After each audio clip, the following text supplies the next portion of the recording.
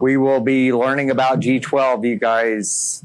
That's a very important tool in your toolbox that you heard about. Right. And let's go ahead and get that started. Let's roll. Yeah. This presentation is going to go probably a little bit faster. I'll try to get you guys out of here a little bit earlier, have a little bit more of a break, and I do anticipate we'll finish a little early. And maybe we can use that time to go back if you guys wanted to talk about anything else that we've already talked about. Okay. And I say that because our office, we were part of the team that helped implement G12. And so you're going to find G12, for example, in Project Changes Handbook. Again, that's a great place to go if you need information on PCRs, on G12s, and on G12. We're actually pulling, some of this presentation is actually pulled directly from the Project Changes Handbook. It has example calculations. It has different charts and matrices for the different situations that you might be in. We actually don't have a hand in much of it now. This all flows through Division of Budgets. So Division of Budgets here at headquarters is the lead. And as most of you probably know, when you do submit that G12 request, it goes to headquarters budgets. So I do consider them, like, they're going to be the people that you want to go to if you ever have any questions about your project, your specific G12 issues that your project might be facing. You're going to definitely want to talk to budgets about that. And correct me if I'm wrong, but I think one of the reasons why the G12s go directly to budgets is because the G12 authority was delegated to the districts, correct? The G12 authority was delegated to the department, which if we read the language, it says to the director, which is delegated down even further to within the department. So we'll go over some of that language, which was actually again, this isn't my everyday, but as preparing for this, it also helped me better understand the requirements. So I'm kind of in there with most of you as far as like the subject matter, like the background. I know, so our team helps calculate G12. So we know like the calculation, like we talked about earlier. We see the data in AMS and in our reports. And so we definitely know about how the data flows and how it shows up in different areas and in different discussions. So we'll go ahead and get into it. So we're going to go over like the who, what, why, when, where, right, for G12. All right, so who determines G12 increase is needed, and who generates the G12 request, right? So in your guys' experience, who does that? You do? You generate them. Okay, so you're looking at it. You're looking at the G12, you're looking at the, and tell us what is it that you're looking at? Okay.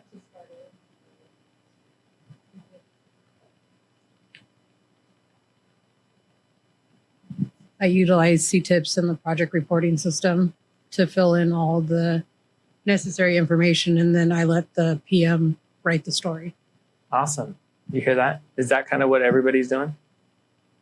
Thumbs up. Yeah, okay. I see thumbs up across almost every table. That's great. Yeah. So again, you're saying project manager is taking a look at it, and then some of you, I'm sure, are already like on it, taking a look at all the data. And that's exactly right. So it's boots on the ground, PMAs, PMSU staff, and the project manager are identifying the need. And you're looking at, are you looking at Prism? You're looking at you're looking at it in PRS, but I'm sure you're looking at the EACs. As shown in PRS, we're looking at our EACs, our estimate, which is our what? Estimate at complete. All right, what's the calculation for EAC? Who can tell me that? How is EAC calculated? Go ahead. Your expenditure plus your estimate to complete, your ETC, right? So expenditure plus ETC equals EAC, okay? How many of you are becoming more familiar with that now? Know it. We should all know it, right? PMSU, especially PMs, PMSU, anybody in project management. That's like PM 101, right? Believe it or not, we've had people say, what's EAC? What's ETC, right? But yeah, that is PM 101. So if you guys don't know, now you know. All right. So why? What is G12 and why request it? Right. So I'm gonna show you a slide that has the verbiage on it. Okay, has the text on it. But in a nutshell, G12 is delegated authority from the CTC that allows the department and the project management team. It's just like a little bit of breathing room, right? But like we talked about earlier, it's for unanticipated issues that come up, right? And so one of the things that I think I mentioned earlier, and I'll kind of talk about a little bit about it now, is there's like this sense that like there's some of the questions or some of the issues that have been coming up here at headquarters is, hey, if you're not, some of the situations that are coming up with some of the supplemental funds requests that have been coming up, it's like, hey, again, they ask, when did you know about this? And they say, oh, well, we knew about it about a year ago. And it's like, well, if you knew about this about a year ago, why did you request G12? You should have just came to us with your supplemental funds request right away, right? So because it's written that way, right? And so that's the expectation from CTC. So there's always the possibility that G12 could get taken away if it's not used appropriately. So just keep that in mind, and I know that your SFPs have heard that message. I'm pretty sure that they're telling the PMs that message, and hopefully you're hearing it. And if you haven't, I'm glad to pass that on to all of you this morning. How many of you have heard that? Sounds like a few of you have heard that, but only a couple, huh? Okay, I'm surprised. Okay, not as many as I thought would know that. Okay.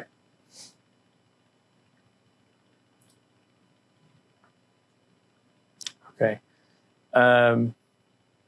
So it sounds like Office of CTC Liaison might be covering some of this. G12, did they already cover it yesterday? A little bit? Okay. All right. Okay. So, all right, when should G12 funds be requested? So I'm curious to hear from you districts. Like, what are you looking at in your district? In District 7, usually the sunk cost or the expenditures need to be at least 80% before we proceed with the G12. Otherwise, because I think one of the issues is that sometimes you might be requesting additional funds way too early and then leave additional funds on the table that you're not going to spend. Yeah, great. That's great comment on that, feedback on that. Again, we want to ask for what we think we need. And one of the things about G12, right, is you can go back multiple times as long as you stay within your capacity, within that the calculation, that threshold. You can go back multiple times, right, for additional funds up until that threshold. So yeah, ask for what you need. And it's okay to come back and ask for more, right? So that's interesting, 80%. I've heard other districts say 90%, which to me seems kind of like cutting it close. Because depending on your burn rate, you hear that a lot, right? You hear about burn rates, right? So your burn rate is how much are you expending in a certain amount of time, right? So like what's your burn rate per day or what's your burn rate per month, right? Is usually what we're looking at for long term. But depending on how big your project is and on how many people are working on it and charging on it, your burn rate, you can burn through that money, right? Pretty quickly. So I would just say, talk to your talk to your managers. I'm sure that every district probably has a process, like a threshold. Like it sounds like in District 7, it's 80%. 80%. Any other percentages that your districts are using? No, not sure. How many of you are not sure? Oh, okay. I would say, you know what I would say? I would say like, ask. If you're not sure, then ask. What's that threshold for your district or for your project manager? But we want to, one of the things that we preach here is let's be proactive, right? Because if you don't know and you're not, and then which kind of leads someone to think, well, then we're maybe not looking at it.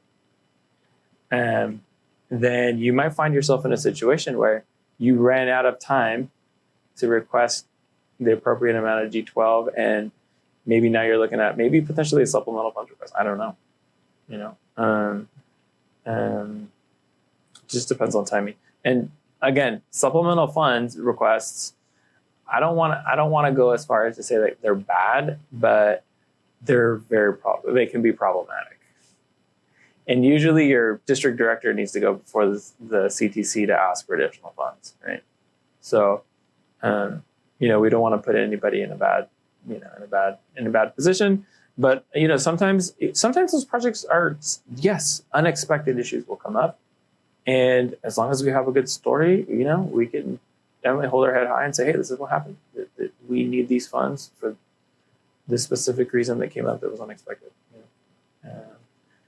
So yeah, okay. So I would encourage you to have those conversations with your PM when you get back to the office.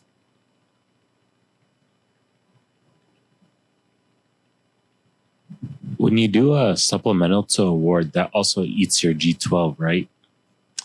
Supplemental funds to award are different. That is, my understanding, is separate, a whole separate calculation. You could end up eating up some of your G12. Or I think, from my understanding, is if you're either a supplemental or supplemental to award, it takes away your G12. Like you can't use G12 if you request that amount. I'd have to come back and I'd have to look into that. You might be right. You might be right on that. But you know who so I would definitely ask our construction team. Your construction team in the district was going to know all about that. And our construction folks here at headquarters will also know all about that. I do know that when you ask for those supplemental funds, you do have to go to the CTC to ask for those additional funds. It's a whole book item. It's a whole write-up.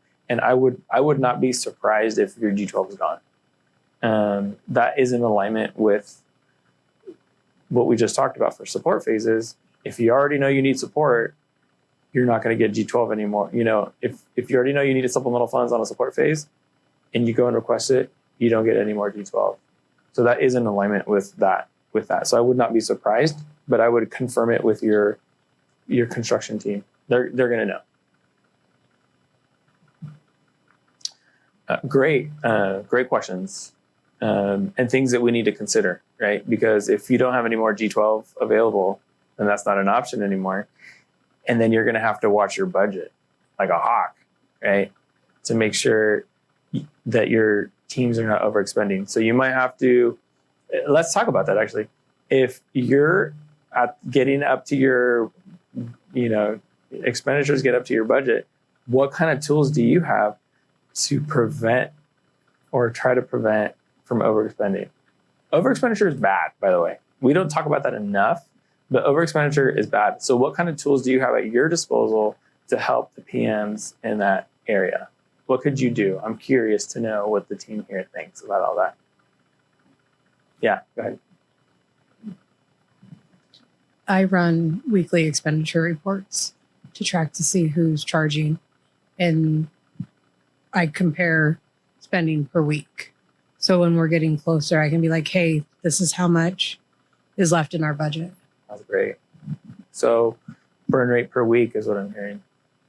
Cool. Okay. Anybody else? That's great. Then you have a heads up and you can try to determine, hey, what do I need to do? Okay, cool. Manage by unit and see who's actually charging, doing work on the project. Managed by unit. Okay, we're talking about Prism lingo now, right? Managed by unit. Okay. Anybody else? Yeah.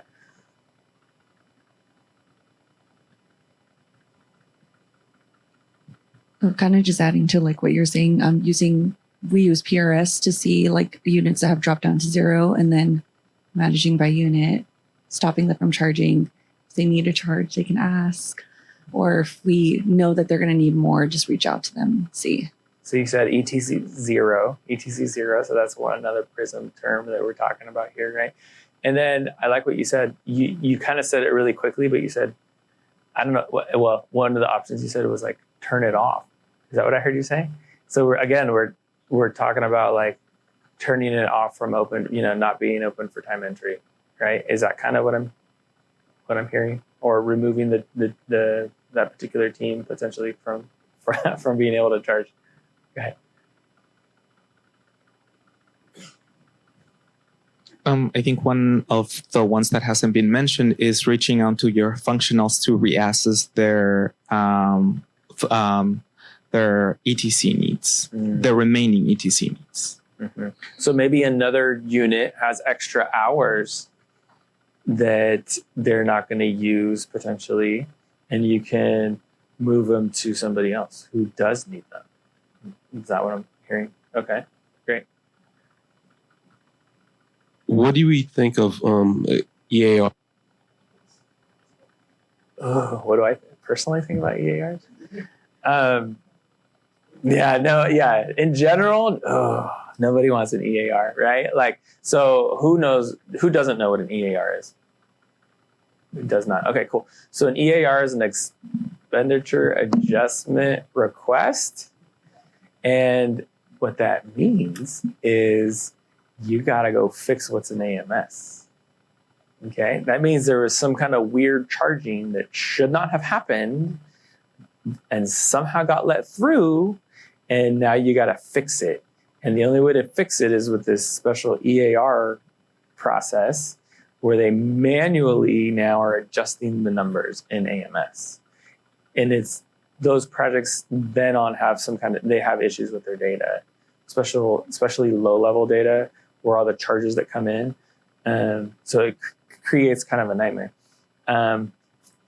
So you need to have, so I would say, especially for all of you in this room, where you need to be watching out for that situation so that doesn't happen on your projects.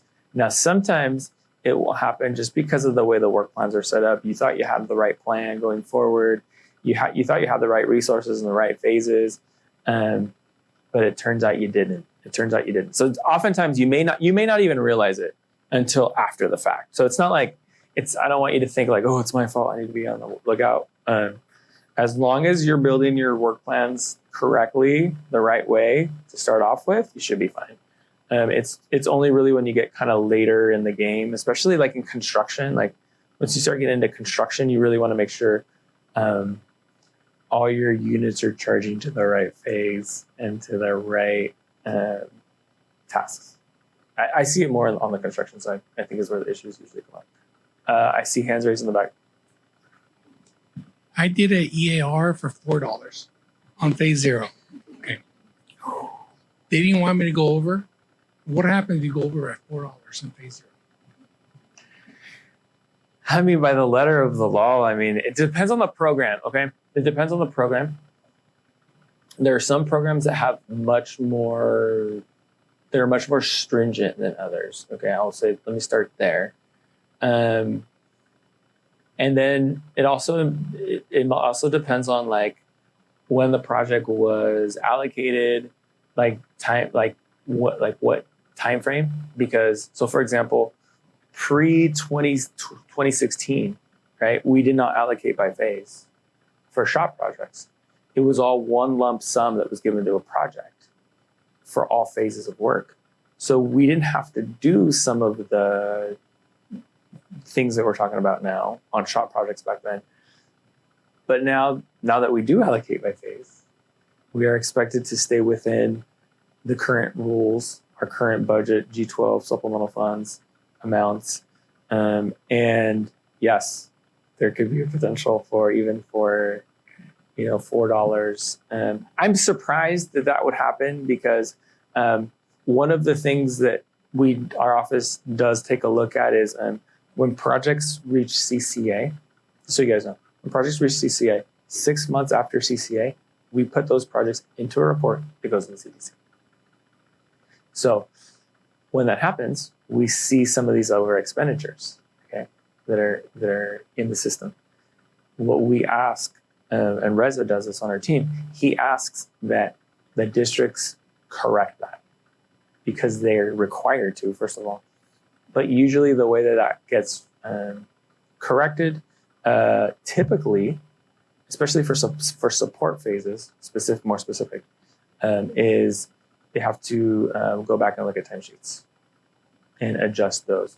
Now, for if you're going over on your construction dollars, you might have to go for if you can't get this in within G12, then you might have to go for supplemental funds on a project, right? So it's interesting to hear that for $4 you had to do that, and I'm surprised there wasn't another workaround, I guess is what I'm saying. But there does come a point where your only resort is to do an expenditure adjustment. And I see that happen actually more on the because my team is involved with CalSmart reporting. I see that actually happen more on local projects and these other SB1 programs where it's very stringent. The rules are very stringent, and yes, an EAR is on the table for those projects. But I would say let's not get there. Let's go over here. So if you have unused funds in a previous phase and you're over in the next phase, so then you want to stay away from doing the EAR? Is that what I'm getting? Yeah, that's a great question. So every one of our budgets, so let's think about shop projects, okay? Let's talk about shop because that's primarily the projects that we're working on. We cannot move funding. Once a project has been allocated, we cannot move funding between phases, support phases. You can do some programmatic changes with the PCR to increase or decrease your budgets, but you cannot move funding between phases. No, that's a big no-no. You cannot do that. So we can't. Now, if you work in other programs, okay, now let's talk about local projects, and let's talk about ATP, okay? ATP, for example, that's a program where if you read the guidelines, local agencies are allowed to move funding between phases, between PNED and PSNE. But that also wreaks havoc on our reporting, okay, when we do that, because they don't, it's all about tracking, but they don't do it. They don't update their programming information in their ATP database. They only update it in AMS. So there's like this disconnect now between what's in your system of record for programming and what's shown in AMS. Okay, so to answer your question, most of our programs on the COS side of the house, project delivery, we cannot do that. But other programs, you may be able to do that. I'll just say right now, you cannot do that unless you're given the green light to do that unless it's a different program, and you have to ask. More like projects not on our state highway. Yeah, exactly. Yeah. Yes. Okay. Yes. It's not a G12 question, but it's more like a minor programming question. Mm-hmm. So I just started at District 9 6 months ago, and just looking at some of our budgets for the minor program and HM projects, I'm just seeing that a lot of them are overexpended. And I'm not exactly sure who in our district is monitoring like the overall minor program budget. So I wasn't sure and who to ask about do we need to correct those budgets, or when it comes to the HM budgets and minor program budgets, when they're overrun like that, how do I know that there's enough money in the overall budget to cover those individual budgets for those individual projects? That's a next level question. That's a great question, and I'm going to answer it this way. So, like I said, I have a lot of experience with minor projects, and the thing about minor projects, right, is again they can also be very complex. They're small, but they can be complex. And what ends up happening is they start working on the project. There's a clear need for the project, and what happens is they find out, wow, this is going to take a lot more work than we thought. And so what happens is the project stays on the books, can stay on the book for multiple years. You know, the requirement is typically that the project get out in about a year, right? But some of these projects end up basically being, and I like to think of it kind of like almost being like reprogrammed, because there's still a need, like there's still an issue out there that they're trying to resolve. So I think that might be why you see some of that when you're looking at it, at the data. Who's looking at it? Well, each district is supposed to have a minor coordinator, and that minor coordinator is supposed to be managing that project. And I've seen it done different ways. I've gotten feedback from districts that they manage it differently. I know in District 3, like I said, where I came from, each minor project was almost treated like a major. It has its own budget, it has its own support capital, it has its own and we're monitoring it. We're almost treating it like major, right? But then I've also heard other districts where they're like treating it, kind of with the same lens, but then when it's going on for an extended period of time, they're also looking at it at a higher level, like from a fund level, because our resources are actually distributed at a top level for the minor program, and then the districts they have individual projects that money is supposed to be going to every year, but what sometimes happens is like projects are dropping off and being added to the list, and so it's a little bit more. It's a little bit challenging to, for those minor projects. I feel like it's pretty challenging actually managing that program. I feel like a lot, like we talked about earlier with minor projects, I feel like most folks don't realize that, like how much effort is going into the level of effort that it takes to manage that program. Eric? Yeah. So Rich Stone from the shop will be talking about the shop, and he'll probably hit upon the minor program, and you can ask him. And he's got Graciela Vasquez working for him that manages the minor program, and you'll get her contact, and you can use her as a resource as well, in addition to your district person. Thanks for adding that, Eric. I was going to mention that too. So Grace is great. She works up there. She's the statewide shop minor coordinator. She's the one. So our team, Sam, works with her during workload season. So Sam G's out there in the back. Sam, you want to wave and say hi to everybody? Sam's going to be doing a presentation a little bit later. But we get the minor workload numbers from Grace, and then we put them into the workload file. Sam does that. So that we can take it into account for our January 9 workload pool. We have what we think the upcoming workload for the minor program is going to be for the next year. It's also added there. And so we've worked with Grace over the years to give her different reports. And so we actually have a few shop minor reports that are in QMers, that are on our production page, that she's looking at, that she's using to also help track the expenditures for the districts. So she's using some of those tools as well to keep an eye on the projects. I can tell you that in the last, I'd say probably in the last 4 years, there's been a much greater emphasis on reporting on the minor program, and they've reacted to that. So yes, Rich Stone and Grace should be able to tell you more about that. And we've collaborated with them to help get them the data they need to help track it. So, yeah. And by the way, if a minor project is in Prism, it should come up in that report that I showed you, the project detail report. You should see minor project records in there as well. So if any project that is in Prism is going to be in that. I should have mentioned that. Any project it's in Prism is going to show up in that project detail report.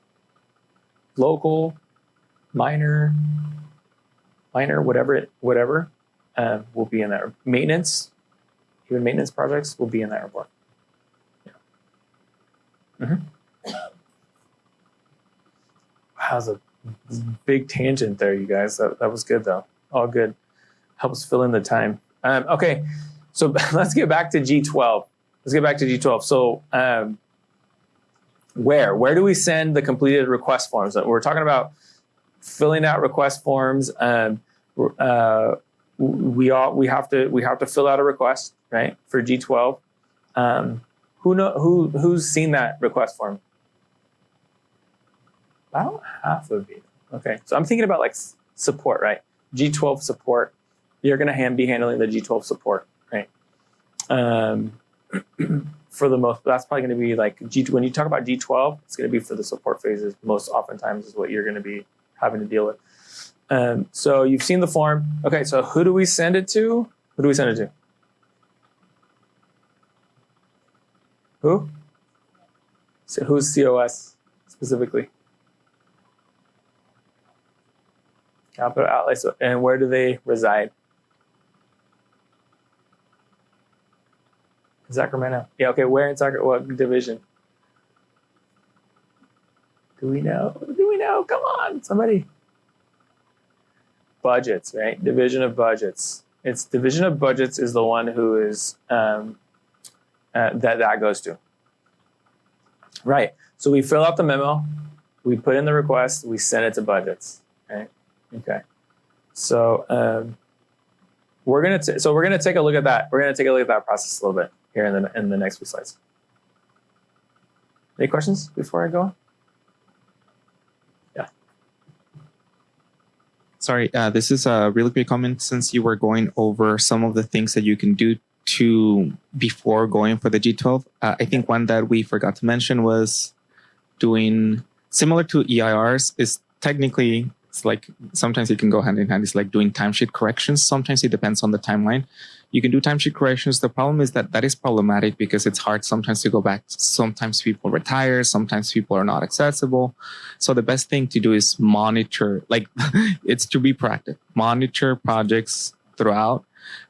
Sometimes it does happen that there is sometimes someone charging to a project continuously just because sometimes we save easy codes and it happens by accident that people saved it. It happens. But that's why it's important to keep a close eye and monitor projects on a regular basis. I bet when you do your analysis, you see the same groups like charging up. Like they probably got they got that easy code. They're sitting on that easy code. I have a handful of projects that I check monthly for campers because you'll see that there's people who charge like 40 hours for like 3 weeks and they'll change it to like 27 and then go back to 40. Mm-hmm. So they're just dropping that project in there. Mm-hmm. And then we also do work plan verifications. Like midway through the phase, we'll send in like, this is what's in Prism. Is this good? Do you need more hours or are you sufficient? And we do that in the middle of the phase and then before we go for allocation for the next phases too. I can't imagine anybody saying that they don't need hours. Does it? No? Okay. All right. Okay. Good to know. Okay, so we have here a little bit of history and then I think we have some links to resources, although I don't know if this was the updated version with the right links. But so here it is, right? July 28, 1978, the commission, through resolution G-12, delegated to the director of Caltrans the authority to adjust project allocations and modify project descriptions within well-defined boundaries. Over the years, the original G-12 delegation has been revised numerous times to reflect new transportation laws and commission procedures. So the current resolution is G22-12. So the 22 just means the year that it was updated. So G22-12. It's a book item, a CTC book item, and I think this link should work and take us there. There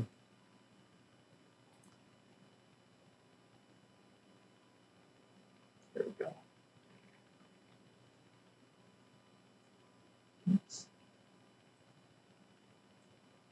I'll move this over.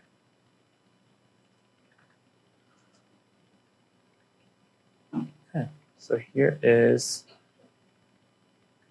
Here's the book item. How many of you have seen book items before? CTC book items? Well, this was a book item at one point. It looks like it went to the December 7th, 2022 meeting. And it talks about here in this memo, talks about what G12 is about.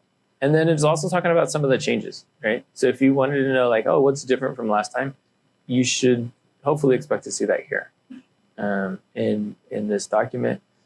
And it also provides background, right? So we actually just copy this straight from here, right? From this book item. And then it goes on to show the resolution. Resolution G22-12. And it tells you it's amending the last resolution, which was G19-12.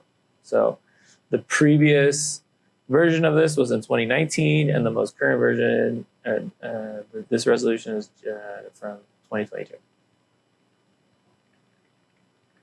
And it goes through all of the rules. And so these are right here. This is where all the rules will come from. So I would say definitely want to read up on this if you want to learn more about G12. Okay.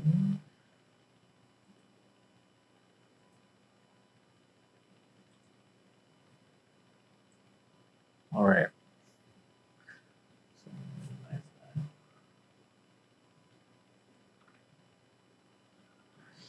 Okay, so let's take a look here. Sorry, it's hot.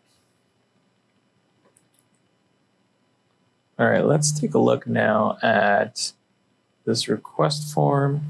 Yeah, you know what? This is the old form, but I'll go ahead and open it just for time's sake. So this particular form, this is the older form. The reason I know that's because I updated this afterwards, after I submitted it the first time.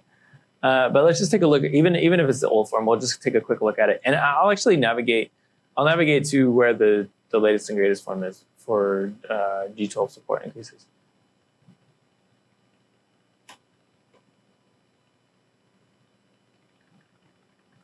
Okay, so this is the letter. I mean, this is the memo, right? And it has instructions in it. Does it look familiar? Have you all seen this one? Okay, if you haven't done one, G12 request, this is what you can expect. When you always want to find the latest and greatest template, use that template, and then fill it out to the best of your ability. And then you can follow up with your, either your PMSU chief or your project manager to fill in the gaps, right? And then hopefully send it on its way. So let's go ahead and I'll go ahead and navigate there now.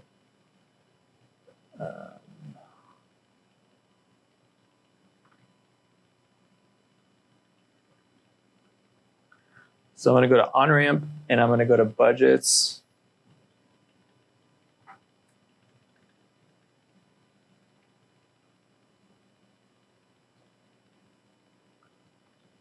And like we said, there's different G12. We have support G12 and then we have capital G12, right? And the main focus of this, by the way, if I didn't mention, is support, right? Is G12 for support. But we would go over here to our offices. And oh wait, no, that's Pauline. Pauline used to work in District 3. For those that don't know Pauline, she was there when I was there. Pauline is great. Sorry, right here, capital and finance. So we have our capital outlay support unit. This is where you're going to find all the G12 information. So this is a link that I think I've included in the presentation. And here is the G12 increased support budget request form. This is actually the latest and greatest. It says 2025 in the file. Go ahead and save that. And here it is. So again, always want to try to use the latest and greatest file. This is where you would go to find that.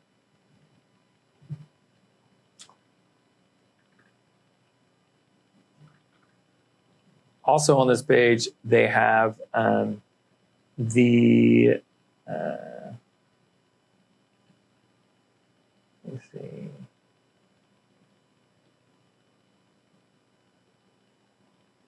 Oh, I'm not seeing it right now, but they have the guidelines that they use to fill it out is also here, like some of the history, and that's where our team was involved back in the day, helping put this together. Now, don't forget, you also have the outlay, capital outlay. So this would be G12 to award request, G12 to award request step-by-step guide. You have all these other tools here available. This information here available to you as well on the capital side. All right, let's go back to the presentation here.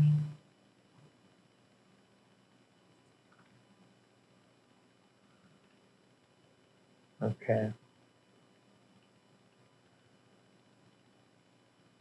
Alrighty. So that template for the G12 construction cap. Okay, so we have support allocations and capital allocations, like I just mentioned. And so down here on the bottom right, one of the forms that I had just opened.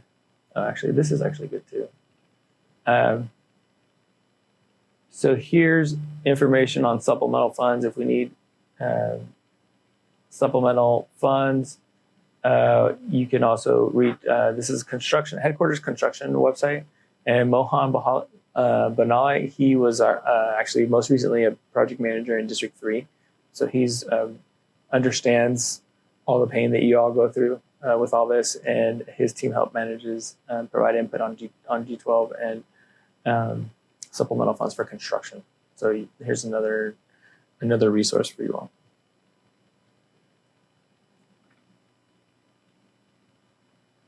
Okay, and I think this link does not work anymore. So we'll make sure to get you guys the most updated version of this with all the correct links and hyperlinks. Okay, so this is where we get into the G12 rules that we were talking about earlier. The capacity is based on the sum, right? So for support, it would be the sum of all the support, and then for the capital, you're just looking at the capital, right? So again, our rules that we talked about: if it's less than $1 million, you have $200,000 that are available to your phase. If it's greater than $1 million, then it's $200,000 plus the 10%. I think we talked about.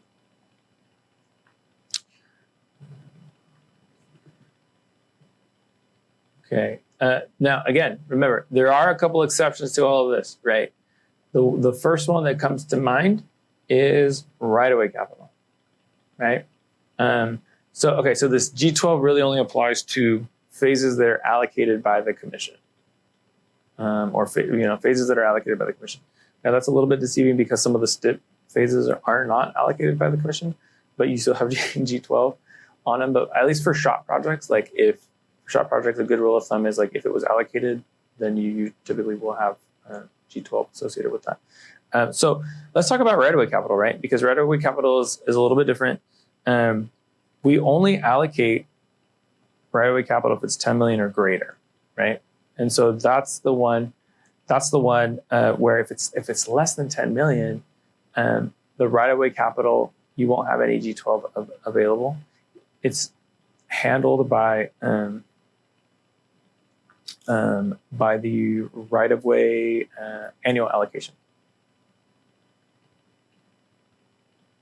All right. Okay, let's keep going. Okay, so these are straight out of our project changes handbook, but what it shows here, I'm sorry. Yeah, so right-of-way capital does not have G12, but right-of-way support does have G12, right? And so here we just have the matrix, basically showing the different situations. If it's less than $1 million, you only get 200,000 across your support phases. If it's greater than $1 million, you get 200 plus 10%, right? It's just a matrix of what we talked about. And then here we have construction capital. Prior to award, we have, if it's less than $1 million, we have 200,000. After award, 200,000. If construction capital is greater than or equal to $1 million, it's that 200,000 plus 10%. Okay.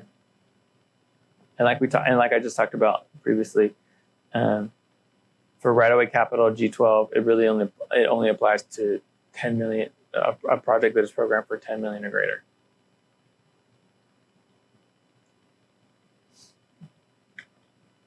Okay, so this is like where we start getting into the examples, right? So in this diagram and these next few slides, we're just talking about like, hey, here's an example of a project that you might be experiencing where potentially the programmed amounts are changing, right? So for support phases. So in this first situation, we see here that we are needing potentially some additional funds for P&ED, right?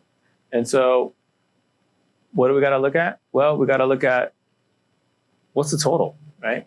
So in this particular example, right now, at this point in time, the project is less than $1 million. So then our capacity is going to be what? 200,000, right? Like we said right there. All right, let's go on to the next one. All right, so in this example, our programming total went up. Why? Well, we had a PCR that changed our programming value. So now let's take a look at PSNU.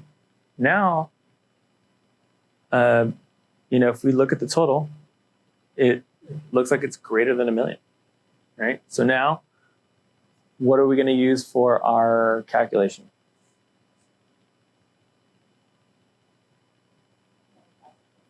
You got it. Yeah. All right, let's keep going. Now, we have, well, guess what? Our programming went down. Now our programming's gone down. Now we're back at less than $1 million, okay? So now for this next phase, for right-of-way support and construction support, now what do we have available to us? 200,000, right? So we're not looking back. We've already requested what we requested for the previous phases. We know the limit already. At that point in time, we knew what the limits were. That doesn't change. But moving forward is what is changing. How many of you have experienced this type of change? Very rarely, probably. I would think most of the time you're 200,000 plus 10%, right? Is what calculation you're using for your project. Yeah, I'm seeing a lot of nods. Yeah, okay. Okay, so just to kind of recap, our district project manager, here's the process, right? Kind of a high level, really, really, really high level overview. It starts in the district. It goes to headquarters budgets. And ultimately, it goes to project control, right? So let's talk about this process a little bit. For the district, when it's in the district, I'm curious, how long does it take to process, to put everything together, to get all the buy-offs off for your G12?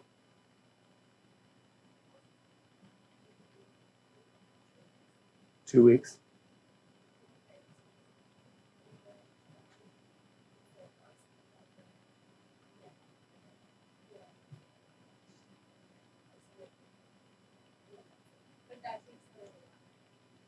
It takes a little while, that's right. So 1 to 2 weeks is what I'm hearing there for that, just for District 3. How about others?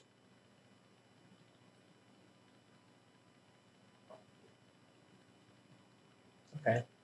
And then, okay, so same, couple weeks. Okay, about 2 weeks, I'm hearing. Okay.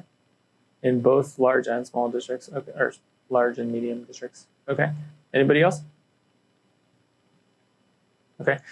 So then it goes to budgets, right? How long does it take for budgets to get back to you?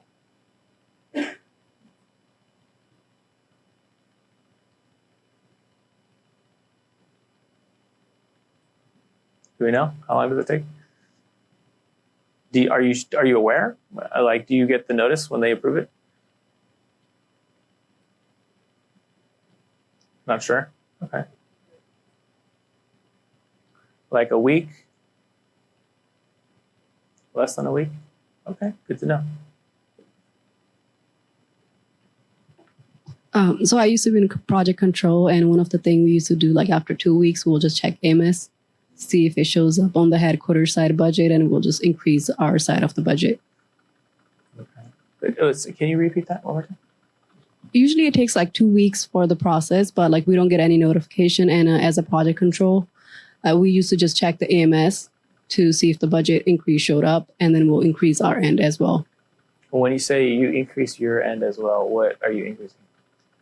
The budget 40. Budget 40. Okay. So they're doing the 94 and you're doing the 40. Mhm. Interesting. Okay. How many know about the difference 40 versus 94?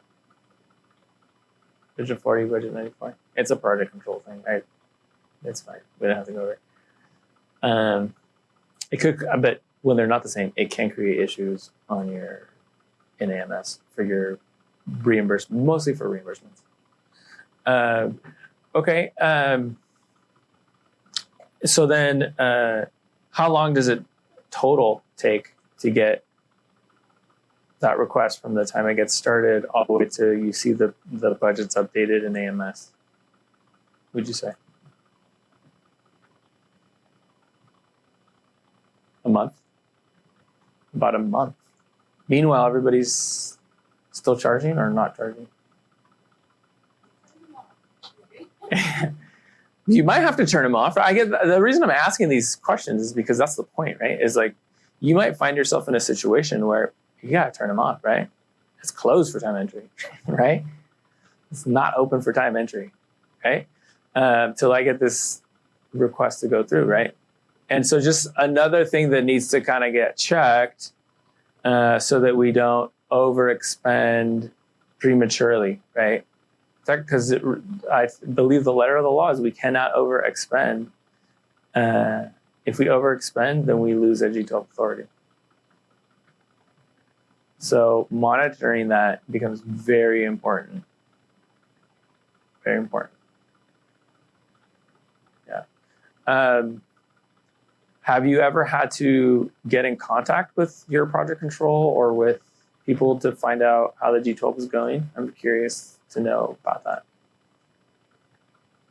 Seeing a few people nod their head. What's the situation? Like, what's the hang up that you find? Why isn't it happening? Why isn't what you expected to happen happening? What do you find?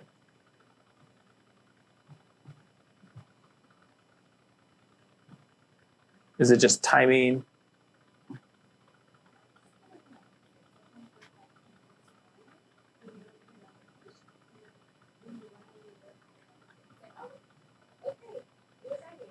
Yeah, we're in the green now. Yeah. Or we're yellow. We're not red anymore. Yeah. Okay. So sometimes it sounds like sometimes the communication can maybe be better on the G12. Okay. My only concern about hearing that is that like if we're not on top of like the expenditures, like monitoring the expenditures, that like it doesn't happen in time, right? I think just for all you to think about and consider. Okay. Ultimately, okay, this has to go into AMS. It sounds like you're all aware of that. Like that has to go into AMS, and then that's going to interface into Prism, and then the whole world is happy, right? Like all the Prism reports are happy, PRS is going to be happy, everybody's going to be happy, right? Or whatever tool you're using, right? Some districts don't use PRS, right? District, I think it's like District 11. I think you have your own tool. In District 8, they have their WPS tool. They have all these different databases and tools that they're using to help manage the project. So yeah, it's different district by district. I would just say like check in with your, if you don't know the process for your district, make sure you ask your leads in the district, whether that's your supervisor or your PM, ask them for clarification on that process, and also just clarify the timelines of what the expectation is for that funding to go through and be shown in the system.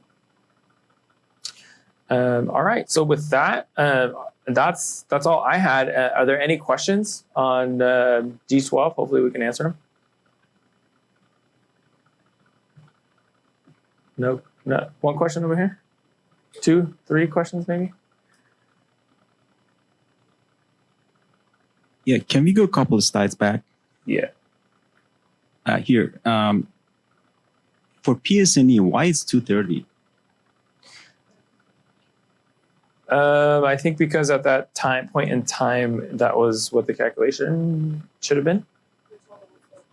Yeah, the order was yeah, the total was over $1 million, so it would be 200,000 plus 10%, and I think that 10% is that extra 30,000. Thank you. What I like about this slide too, by the way, I didn't mention it before, but it shows you like what the allocation was, what the G12 capacity is, and then what you should expect to see in AMS. You add it to, obviously you're adding them together, and it should match, should match what you expect. Got a question in the back? Yeah, so maybe I'm overthinking this, but so this is your total that you use to determine whether or not you had the 10% is always on programmed, but then the amount you ask is kind of based on allocation. But so suppose in like PSNE at time of funds request, you requested extra. So it wasn't programmed, but it was allocated.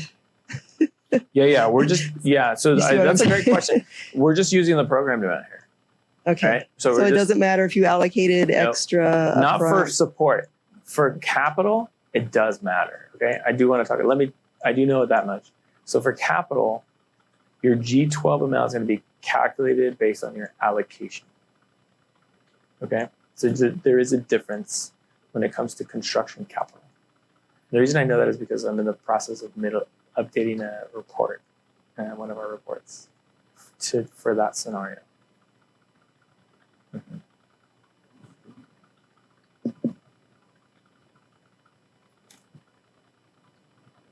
Okay, any other questions?